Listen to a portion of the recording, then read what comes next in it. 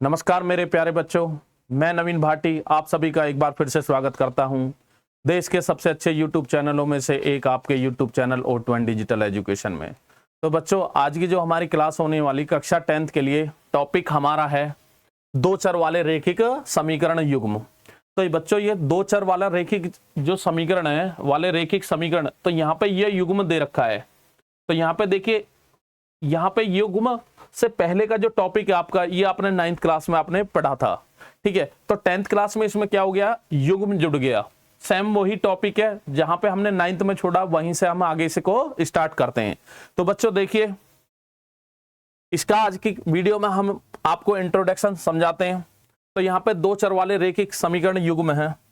तो इसमें देखिए बच्चों, दो चर का मतलब आप सभी जानते हो कि आपको इसमें सॉल्व करने के लिए दो चर चाहिए। कितने चाहिए? दो चर बेटा। अब दो चर कैसे हो सकते हैं?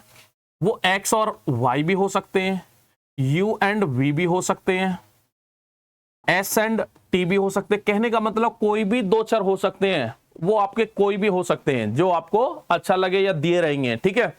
दो चर ये हो गए वाले रैखिक। रैखिक का मतलब आपको पता है कि मैंने बहुपद आपको समझाया था, वहां पे मैंने आपको बताया था रैखिक क्या होते हैं, द्विघात क्या होते हैं, ठीक है। तो यहां पर रैखिक का मतलब है जो भी समीकरण रहेगी उसकी घात कितनी होनी चाहिए? एक। कितनी होनी चाहिए बच्चों? एक। उसके बाद में यहां पाता समीकरण। तो समीकरण मैंने आपको बताया था वहां पे बहुपद के बारे में। बहुपद जो होता है हमारा क्या होता है? px।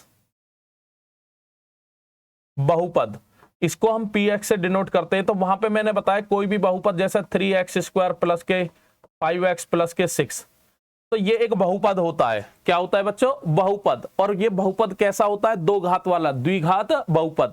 बट इसी बहुपद को यदि मैं ऐसे लिख दूं 3x² प्लस के 5x प्लस के 6, और यहां पे बराबर में कुछ ना कुछ कांस्टेंट, और यहां पे मैं क्या ले लेता हूं? जीरो लेता हूं। क्या लेता हूं? जीरो। तो यहां पे ये बहुपद कन्वर्ट हो गया किसमें? समीकरण में। कहने का मतलब समीकरण बनाने के लिए हमें दो साइड चाहिए। यदि कोई भी हमारे पद लेफ्ट हैंड साइड में भी लिखे हो और किस में लिखे हो? राइट हैंड साइड में, ठीक है। तो दो साइड हो, लेफ्ट हैंड और राइट हैंड। इसी को हम क्या बोलते हैं? इस फॉर्मेट का कोई भी हमारा पद बोलो या कोई भी सीरीज बोलो, कुछ भी हो, उसको हम क्या बोलते हैं बच्चों? समीकरण। जिसमें हमारा इजिकल टू नहीं होता, बराबर का साइन नहीं होता। कहने का मतलब दो हमारी साइड नहीं होती, लेफ्ट हैंड साइड और राइट हैंड साइड, वो हमारा बहुपद होता है। और जिसमें बराबर का चिन्ह आ गया बच्चों, वो क्या बन गया? समीकरण। उसके बाद में नेक्स्ट आता है युग्म। युग्म। अब इस युग्म का मतलब क्या होता है? जोड़ा। क्या होता है? जोड़ा। अब जैसे जोड़ा का मतलब क्या है? जैसे एक और एक, दो मतलब आपको मिलेंगे यहां पे।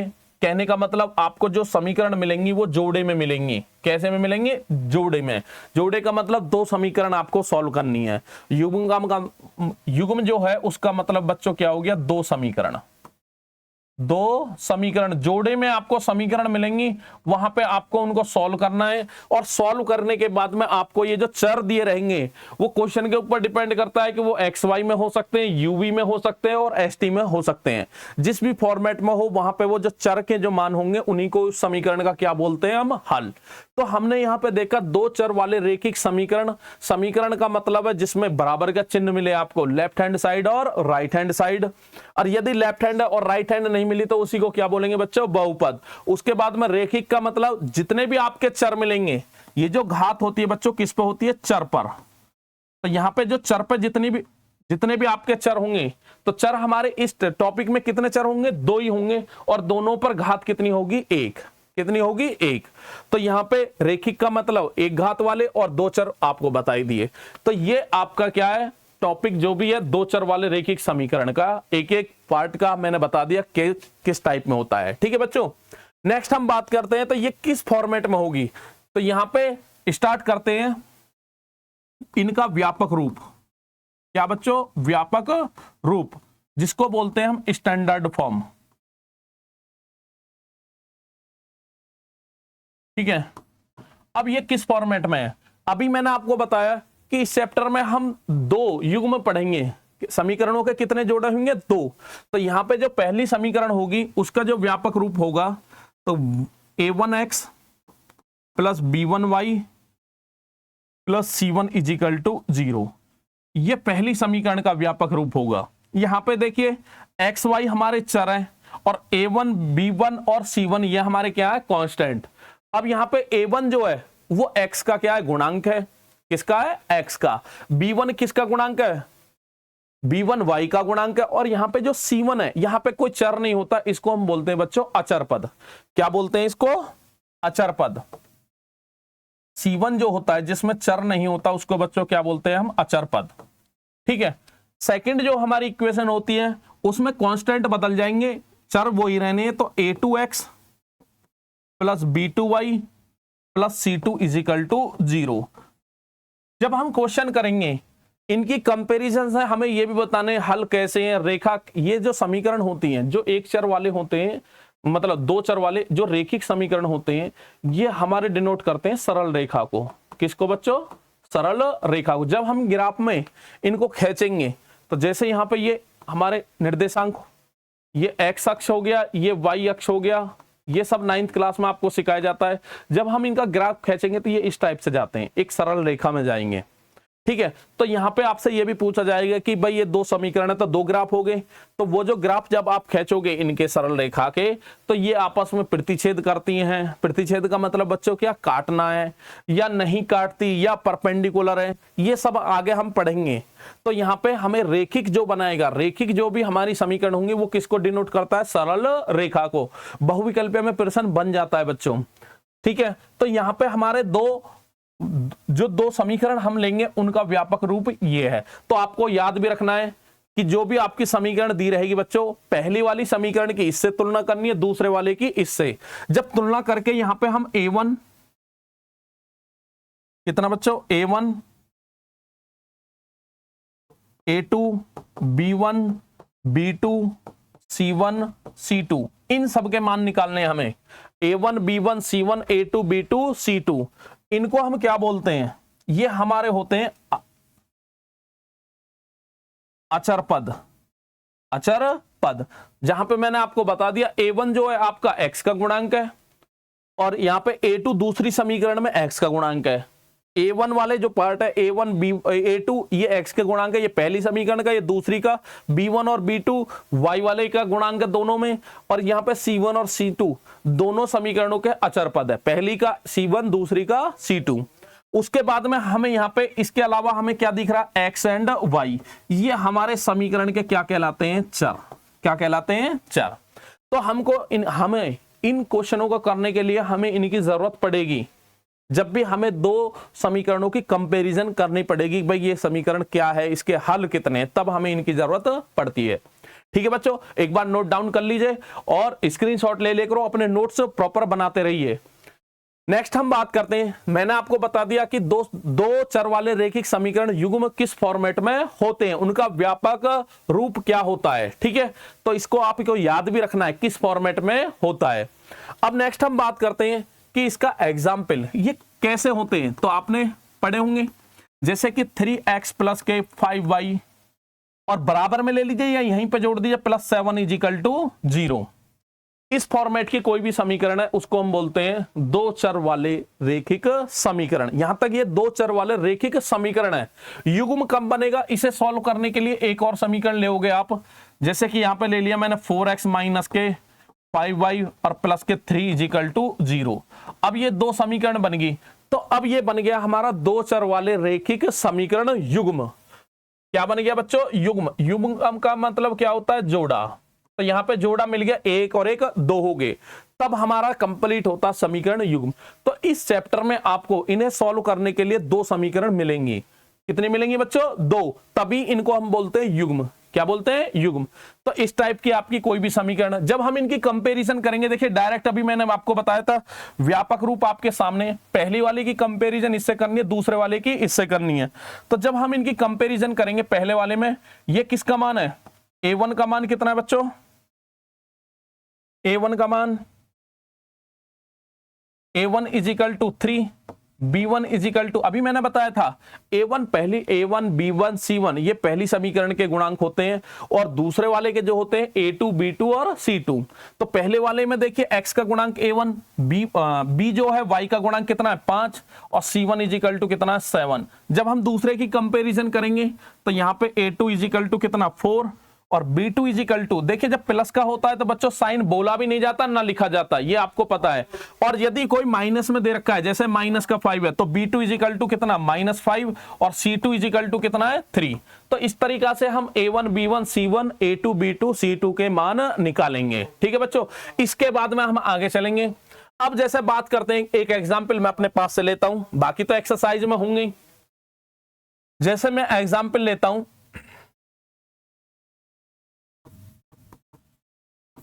कि राम, एक लड़का है जिसका नाम क्या है बच्चों, राम। अब राम मार्केट जाता है, ठीक है, राम है, बाजार गया, वो एक दिन बाजार में गया, जैसे कि सोमवार में गया, मंडे में बाजार गया। तो वो मैं अपने पास से एक एग्जाम्पल ले रहा हूं किस तरीका से हमें, या तो देखिए समीकरण हमें इस चैप्टर में दी रहेंगी, उन्हें सॉल्व करना है, या हमें थ्योरी में क्वेश्चन दिया रहेगा, हमें समीकरण बनानी पड़ेंगी। राम मंडे सोमवार में बाजार गया, तो उसने बाजार से 2 वस्तुएं खरीदी, पहला पेन हो गया और दूसरा हो गया कोई भी पुस्तक होगी। ठीक है, यदि वो पेन 5 तो पेन खरीदता है और 2 पुस्तक खरीदता है, ठीक है, और इन्हें खरीदने पर उसको दुकानदार, ठीक है, उसको उसे 120 रुपए देने पड़ गए। कितने रुपए देने पड़ गए? 120। एक बार फिर से समझिए, पूरी थ्योरी मैं नहीं लिख रहा, मैं क्वेश्चन समझा रहा हूं आपको कि राम सोमवार के दिन बाजार में गया, उसने 2 वस्तुएं खरीदी, जिनमें एक पेन था और दूसरी क्या थी, पुस्तक। उसने पेन की संख्या जो खरीदी है वो कितनी है, 5, और पुस्तक कितनी खरीदी है, 2। अब दोनों को मिला के उसको दुकानदार को कितने रुपए दिए, 120। यदि मैं इसकी समीकरण बनाना चाहूं तो इसकी समीकरण कैसे बनेंगी, पहले मैं एक समीकरण बना के आपको बता देता हूं किस तरीके से बनेगी। जब 5 पेन उसने खरीदे तो मार्केट में आप भी जाते होगे, तो सबसे पहले आप क्या करते हो, किसी भी वस्तु का एक का ही तो मूल्य पता करते हो। वहां पे दुकानदार से कहोगे जी भाई साहब ये बताइए कि एक पेन कितने रुपए का है, तो जब वो एक पेन आपको बता देगा, सपोज दैट एक पेन की कीमत 5 रुपए है, और आपने कितने पेन लिए, 5, तो टोटल 5 की इसमें क्या कर दोगे, मल्टीप्लाई। तो 5 पेन कितने रुपए के हो गए आपके, 25 रुपीज के। कितने रुपए के, 25 रुपीज के। तो यहां पे हमें सबसे पहले पता करनी है, जब समीकरण हम बनाएंगे, एक पेन की कीमत हमें पता होनी चाहिए बच्चों। उसके बाद में सेम ऐसे ही, जब पुस्तक 2 लिए तो एक पुस्तक का मूल्य हमें पता होना चाहिए, तभी हम कितने का निकाल लेंगे, 2 का। तो हमें यहां पे ना तो एक पेन की कीमत पता होती, ना एक पुस्तक की पता होती, और क्वेश्चन में वो लास्ट में कहता है कि एक पेन और एक पुस्तक की कीमत ज्ञात कीजिए। तो यहां पे हम क्या करते हैं, क्वेश्चन सॉल्व करने के लिए सबसे पहले हम मान लेते हैं, माना एक पेन की कीमत, एक पेन की कीमत या मूल्य बच्चों कितने रुपए मान लेते हैं, x रुपए। ठीक है, उसी के बाद में दूसरा प्रोडक्ट भी उसने क्या लिया, पुस्तक।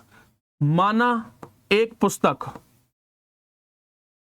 पुस्तक की कीमत इज इक्वल टू कितने रुपए, y रुपए। ठीक है, तो जो भी प्रोडक्ट आपको दिए रहेंगे, जिस टाइप में दिए रहेंगे, ये क्वेश्चन कई तरीका के होते हैं, सारे को बताएंगे। अभी हम बात कर रहे हैं किसकी, कीमत वाले क्वेश्चन होगी। ठीक है, इस तरीका से आपको क्वेश्चन मिलेंगे। तो एक पेन की कीमत मान ली, एक पुस्तक की। अब आप बताइए, जब एक पेन की कीमत मैंने 5 रुपए मानी थी, तो एक पेन की कीमत 5 रुपए थी, पेन कितने थे, 5। तो हमें टोटल पेन की कीमत निकालने के लिए 5 से उसमें क्या करना पड़ा था, मल्टीप्लाई। क्या करना पड़ा था बच्चों, मल्टीप्लाई, गुणा करनी पड़ी थी। ऐसे ही पुस्तक वाले में भी 1 से गुणा करनी पड़ेगी। तो यहां पे वहां पे 5 था, लेकिन 5 की जगह हमने क्या माना था, x। कितना माना है, x। तब अब मैं पूरा क्वेश्चन करा रहा हूं, यहां पे देखिए 5 पेन, तब 5 पेनों की कीमत, पेनों की कीमत, जब एक की कितनी है, x, तो 5 की कितनी होगी बच्चों, 5x रुपए। कितने रुपए, 5x। इसी प्रकार से और कितनी बुक है, दो पुस्तकों की कीमत, जब एक पुस्तक की कीमत y है तो दो की कितनी होगी 2y, इतने रुपए। लेकिन दोनों के पैसे मिला के, दोनों के टोटल पैसे मिला के उसने दुकानदार को कितने दिए 120 रुपए। अतः यहां पे आप क्या होगा, दोनों का टोटल 5x प्लस 2y, दोनों को आप जोड़ोगे तो वो दुकानदार को कितने रुपए देकर आता है 120। तो यहां पे बच्चों एक आपकी समीकरण बनेगी। इस टाइप से आपको क्वेश्चन मिलेंगे और यहां पे हम इन क्वेश्चनों से हम समीकरण बनाएंगे। तो ऐसी आपको क्वेश्चन में एक कंडीशन नहीं मिलेगी, आपको दो कंडीशन मिलेंगी, क्योंकि एक कंडीशन से हमारी एक समीकरण बनेगी, नेक्स्ट से हमारी दूसरी बनेगी। इस तरीका से हमें समीकरण बनानी पड़ेंगी। समीकरण दे रखी है तो डायरेक्ट सॉल्यूशन भी करना है, तो कभी कभी क्या होगा थ्योरेटिकल क्वेश्चन होगा तो समीकरण आपको बनानी पड़ेगी। ठीक है बच्चों, नेक्स्ट हम बात करते हैं कि इस टॉपिक में चैप्टर नंबर 3 में हम पढ़ेंगे क्या क्या।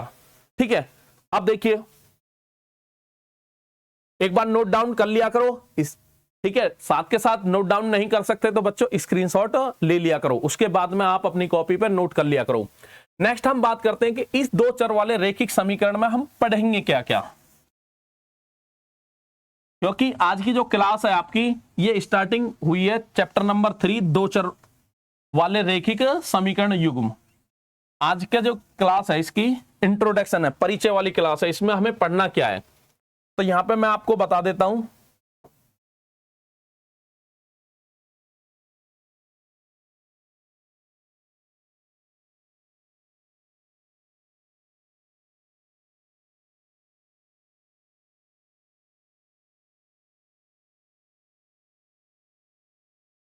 देखिए बच्चों इसमें हमें सॉल्व करने की दो विधि होती है। हमारी क्वेश्चन सॉल्व करने की कितनी विधि होती है बच्चों, दो।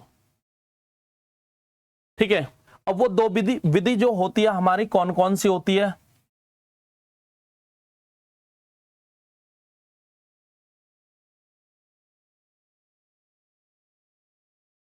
पहले जो नाम होता है हमारा, जो हमें पढ़ना है पहली विधि होती है ग्राफिकीय विधि। ग्राफिकीय विधि जो भी आपको समीकरण दी रहेगी उसे हम सॉल्व करेंगे सबसे नंबर 1 ग्राफिकीय विधि। ठीक है, ये 9th क्लास में हमने पढ़ा था निर्देशांक ज्यामिति, सेम उसी से आगे चलना है, थोड़ा बहुत अंतर है मैं आपको समझा दूंगा। दूसरी जो हमारी विधि होती है इन्हें सॉल्व करने की उसको हम बोलते हैं बीज गणितीय, बीज गणितीय विधि।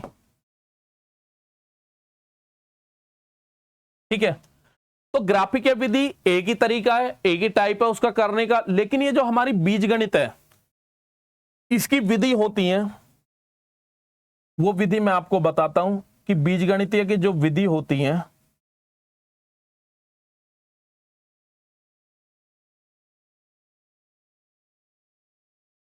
इसकी 3 विधि होती हैं। अब वो मैं तीनों आपके सामने डिस्कस करता हूं।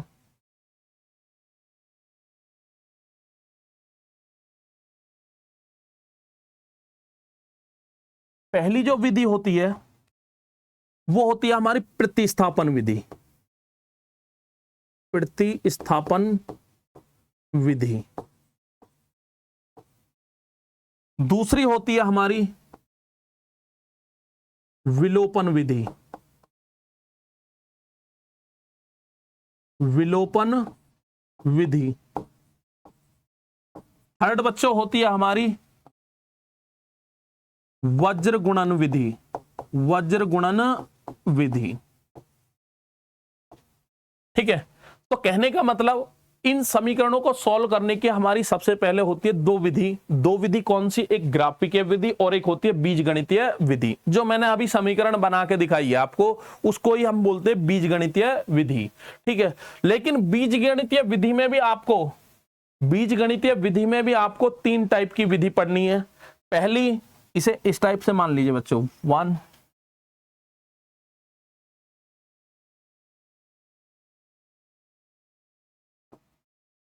सेकंड और ये